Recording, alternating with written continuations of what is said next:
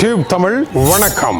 ரஷ்ய அதிபர் யாருக்கும் தெரியாமல் மிகவும் இரகசியமாக ஜப்பானின் வடபுலத்தே அமைந்திருக்கின்ற குரில் தீவுகள் என்கின்ற 4 தீவுகளை கொண்ட பகுதியில் எட்டோட்ரோபு என்கின்ற தீவில் சென்று இறங்கிய சம்பவம் ஜப்பானில் அணுகுண்டு விழுந்ததைப் போல பெரும் பூகம்பத்தை கிளப்பி இருக்கின்றது. இந்த நேரம் ரஷ்ய அதிபர் இந்த இடத்திற்கு வந்திருப்பது ஆபத்தானது என்றும் ஜப்பானிய மக்களை அவமானப்படுத்துகின்ற கோபப்படுத்துகின்ற ஒரு செயல் என்றும் ஜப்பானினுடைய பெண் பிரதமர் தனே தக்காச்சி புட்டின் இறங்கிய செய்தியை அறிந்ததும் உடனடியாக பொதுமக்களுக்கு தொலைக்காட்சியில் உரையாற்றி இதை கண்டித்தார். இதற்கான காரணம் என்ன? இதற்கு பின்னே நடைபெற்று கொண்டிருக்கின்ற அரசியல் ராஜதந்திர மத்திய கிழக்கில் இருந்து பாயப்போகின்ற பசிபிக் பிராந்திய போருக்கான முன்னோட்ட நடவடிக்கைகள் ஆரம்பமாகிவிட்டன என்பதன்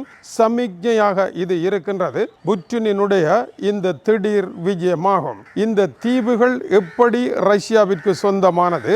2வது உலக மகா யுத்தத்திற்கு முன்பிருந்தே 90 வருட காலமாக ஜப்பானினுடைய சொந்த தீவுகளாக இருந்தவைதான் ஜப்பானின் வடபுலத்தே அமைந்திருக்கின்ற இந்த 4 தீவுகளும் ஆகும். ஹொக்கைடோ, கொன்சு, கைசு, சிகோகு என்பது ஜப்பானினுடைய 4 பெரிய தள தீவுகளாக இருக்கின்றது. இந்த 4 தீவுகளையும் மேலும் பல சிறிய தீவுகளையும் கொண்ட ஒரு தீவு கூட்ட நாடுதான் ஜப்பான். இதனுடைய வடபுலத்தே அமைந்திருந்த இந்த 4 தீவுகளையும் 2வது உலக மகா யுத்தத்தில் அணுகுண்டு வீசி ஜப்பான் வெள்ளை கொடியுடன் சரணடைந்த பொழுது சோவியத் படைகள் தமது இடம் என்று இதை ஆக்கிரமிப்பு செய்து கொண்டன. இந்த ஆக்கிரமிப்புக்கு பின்னதாக 80 வருட காலமாக ஜப்பானிடம் இதை திருப்பி ஒப்படைப்பதற்கு சோவியத் ரஷ்யா, இன்றைய ரஷ்யா வரை யாருமே இணங்கவில்லை. இந்த தீவில் ரஷ்யா மிகப்பெரிய ஏவுகணை கட்டமைப்புகளை வைத்து தன்னை பலப்படுத்தி கொண்டிருக்கின்றது. இந்த தீவை தமக்கு ஒப்படைக்காமல் 2வது உலக மகா யுத்தம் முடிந்த பின்னர் ரஷ்யா, ஜப்பான் 2 நாடுகளுக்கும் இடையே ஆன அமைதி ஒப்பந்தத்தில் ஒரு காலமும் கையொப்பமிட முடியாது என்று ஜப்பானும் மறுத்துவிட்டது. கையொப்பமிட்டு இந்த தீவுகளை வழங்க முடியாது என்று ரஷ்யாவும் மறுத்துவிட்டது. இந்த தீவு விவகாரத்தில் இரு தரப்பிற்கும் இடையே இருந்த அமைதியான உறவு முயற்சிகள் எல்லாம் உடைந்து தகர்ந்து போய் இருக்கின்ற நிலையில் இந்த தீவுக்கு சென்ற ரஷ்ய அதிபர் ஒரு குறியீட்டு படம் ஒன்றை விளங்கப்படுத்தினார். அந்த தீவில் நுழைந்த ரஷ்ய அதிபர் 2 பெரிய மீன்கள் தலைகள் வெட்டப்பட்ட நிலையில் கிடக்கின்றன.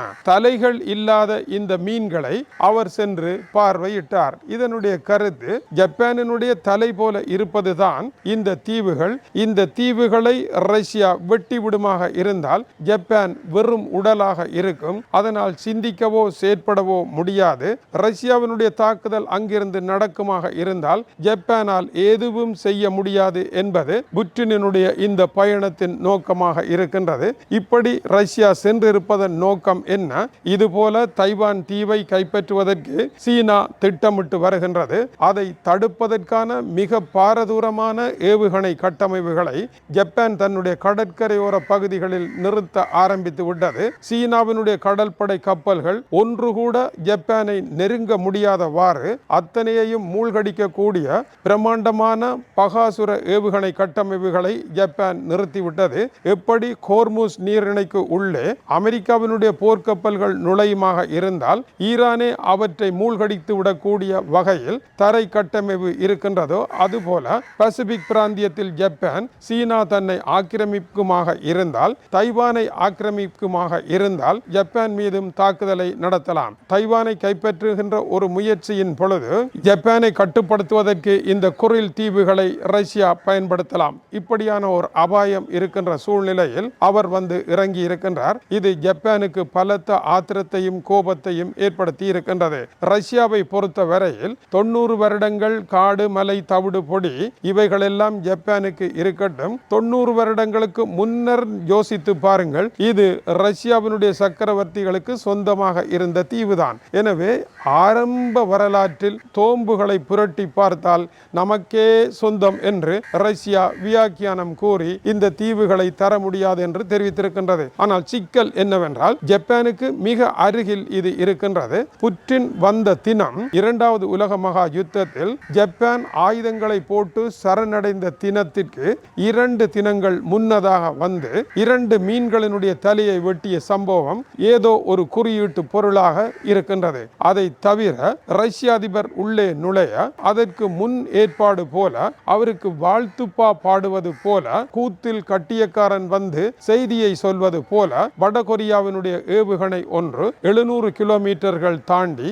ஜப்பானினுடைய கடலில் விழுந்து வெடித்தது. இதற்கு அடுத்தபடியாக யானை வரும் பின்னே மணி ஓசை வரும் முன்னே என்ற இந்த சம்பவத்தின் பின்னர் புட்டினுடைய இறக்கம் ஜப்பானுக்கு அடுத்த அதிர்ச்சியை ஏற்படுத்தி இருக்கின்றது. இது குறித்து டென்மார்க் ஓகூஸ் பல்கலைக்கழகத்தில் ஜப்பானிய விவகார நிபுணராக இருக்கின்ற ரேமன் ஜெமோட்டோ கருத்துரைக்கின்ற பொழுது இது ஆபத்தான நிலை என்றும் ரஷ்யாவும் வடகொரியாவும் இப்பொழுது இணைந்து நின்று போர்களை நடத்துகின்றார்கள் என்றும் இவர்கள் இருவரும் இணைந்து ஜப்பானுக்கு எதிராக புதிய சவாலாக மாறப்போகின்றார்கள் என்று தெரிவிக்கின்றார். இந்த இருவரும் இணைந்த பசிபிக் போர் ஒன்று வருவதற்கான அபாயம் இருக்கின்றது.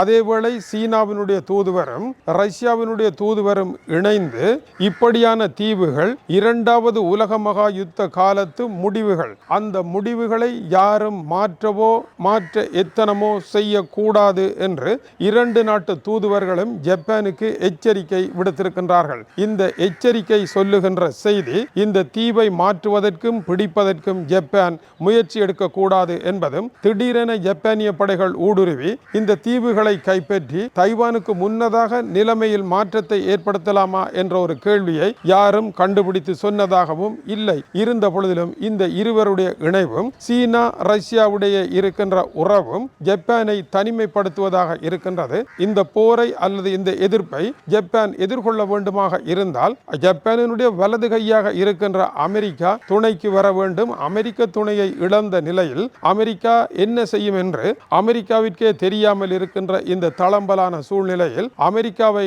நம்பி ஜப்பான் போருக்குள் செல்லவோ அல்லது பிரகடனம் செய்யவோ முடியாத நிலை இருக்கின்றது. ஆகவே தோழனை இழந்த நிலையில் ஜப்பான் நிற்கின்றது. தென்கொரியாவும் ஜப்பானும் விழி பிதுங்கி நிற்கின்றன. 3 அணுகுண்டு வல்லரசுகள் ஒன்றாக இணைந்து ஜப்பானையும் தென்கொரியாவையும் சுற்றி வளைத்திருக்கின்றன. தென் சீன கடல் தனக்கே சொந்தம் என்று சீனா கூறுகின்றது. அமெரிக்காவை நம்பியிருந்த தென் சீன கடல் நாடுகள் எல்லாம் இன்று சீனாவினுடைய வளர்ச்சியை கண்டு அதிசயித்து மூக்கில் விரலை வைத்து என்னதான் செய்வதென்று திணறி நிற்கின்ற நிலையில் ரஷ்ய அதிபர் புட்டினுடைய இந்த வரவு பசிபிக் பிராந்தியத்தில் புதிய புயலை கிளப்பி இருக்கின்றது. இந்த காரியம் எதற்காக நடைபெற்றிருக்கின்றது? இதற்கு பின்னால் ஏதோ ஒரு காரணம் இருக்கின்றது. ரஷ்ய அதிபர் அடுத்த கட்ட போரை எங்காவது நகர்த்தி தான் இப்பொழுது நடத்துகின்ற போரின் பின்னடைவை மறைக்க டொனால்ட் ட்ரம்ப் போல முயலலாம். எப்படி டொனால்ட் ட்ரம்ப் கியூபா மீது போரை நடத்துங்கள் என்று பிரகடனப்படுத்தி கவன திசை திருப்பலில் ஈடுபடுகின்றாரோ, இதுபோல வல்லரசுகள் போர்களில் வெற்றி பெற முடியாமல் ஒரு இடத்தை விட்டு மற்ற இடத்திற்கு ஆடு புல் மேய்ந்தது போல ஓடிக்கொண்டே இருக்கின்ற வேலையை செய்கின்றார்கள். இவர்கள் ஓடுவதனால் தாங்கள் எதையோ செய்வதாக மனப்பாலும் குடிக்கின்றார்கள். இவர்கள் புல்லையும் கடிப்பதில்லை, சரியாக மேய்வதும் இல்லை என்பதை மக்கள் கண்டுகொள்வதும் இல்லை என்கின்ற இந்த உலக ஒழுங்கில் மாற்றம் வருமா என்பது அடுத்த கேள்வி. ஆனால் சமூக வலைத்தள காலத்தில் உலகம் நேற்றைய காலத்தை போல இல்லை என்பதனால் ரஷ்யா, சீனா, அமெரிக்கா போன்ற வல்லரசுகளை மக்கள் உன்னிப்பாகத்தான் கவனிப்பார்கள் என்பதையும் மறுக்கத்தான் முடியவில்லை. இது டியூப் தமிழனுடைய உலக செய்திகளுக்காக இலங்கை வடபுலம் யாழ்ப்பாணத்தில் இருந்து கீசே துறை. வணக்கம் உறவுகளே.